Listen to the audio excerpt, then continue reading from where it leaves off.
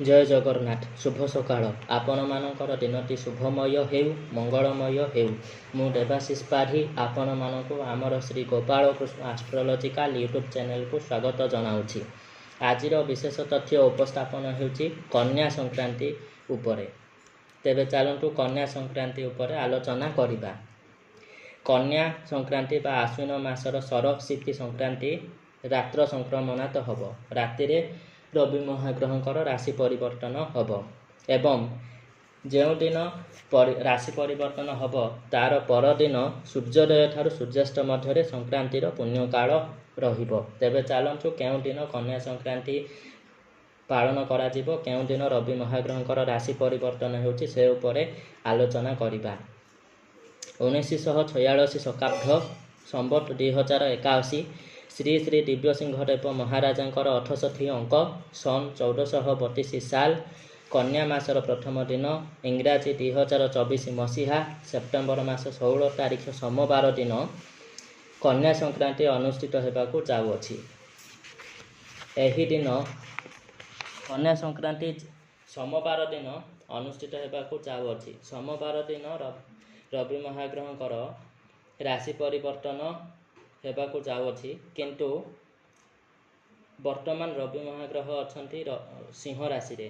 सिंह राशि रु कन्या राशि को आसिला परे कन्या संक्रांति अनुष्ठित हेबो, किंतु सोमवार दिन उत्तरा फाल्गुनी नक्षत्र कन्या राशि को रविंकर राशि परिवर्तन होछि 58 दंड 84 लिता समय रे। एवं आमर शास्त्र मतरे गोटे दिन होछि 60 दंड 60 दंडरू सोमवार दिन 58 दंड 84 लिता भोग होउथिबा समय रे बा अतिबाहित हो जाउथिबा परे रवि महाग्रहंकर राशि परिवर्तन हबो। ताहेले 60 दंडरू आउ 1 दंड 66 लिटा थिबो, अर्थात पाहांतिया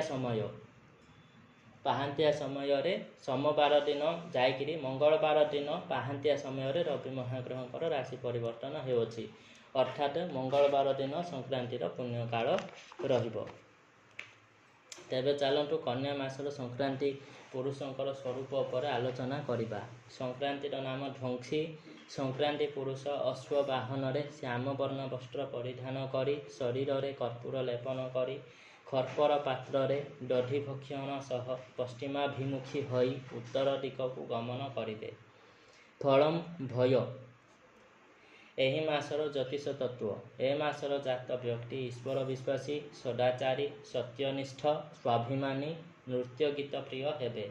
नारी माने प्रथम रजस्वला हेले मुख संपदयुक्ता, पतिपरायणा, रति विह्वला हेबे। एही मासर निषेध खाद्य निषेध। प्रत्येक मासर गुरुवार, संक्रांति, अमावास्या, पूर्णिमा और एकादशी रे आमिष बा आमिष जातीय खाद्य भक्षण निषेध अटे। तेबे चलतु कन्या मासर पाणीपाग कृषि ज्ञान कौन रहुछि से उपर आलोचना करिबा। ए मासरे आशाजनक वृष्टिपात हेबा जना जाए। कृषि कार्य पई जलाभाव दूर हेबो। लघुचाप सृष्टि होई पवन सह वर्षा हेबार संभावना रहिछि। कृषक माने कृषि कार्य रे व्यस्त रहिबे।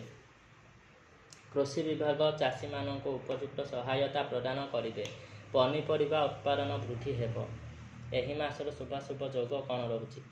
लोकमानंकर सामाजिक जीवन और दैनंदिन कार्य श्रृंखलार सह संपन्न हेबा जना जाए। विभिन्न धर्मानुष्ठान और सांस्कृतिक कार्य प्रति लोक माने आग्रही हेबे। केतेक क्षेत्र रे हिंसात्मक कार्यमान दृष्टिगोचर होई पारे। स्थानीय नेतृवृंदंकर उचित पदक्षेप प्रशंसनीय रहिबो। स्थलपथ और आकाशपथ रे दुर्घटना घटिबार संभावना रहुछि। समाजसेवी और महिला संगठन माने सामाजिक श्रृंखला वृद्धि पाई पदक्षेप नेबे।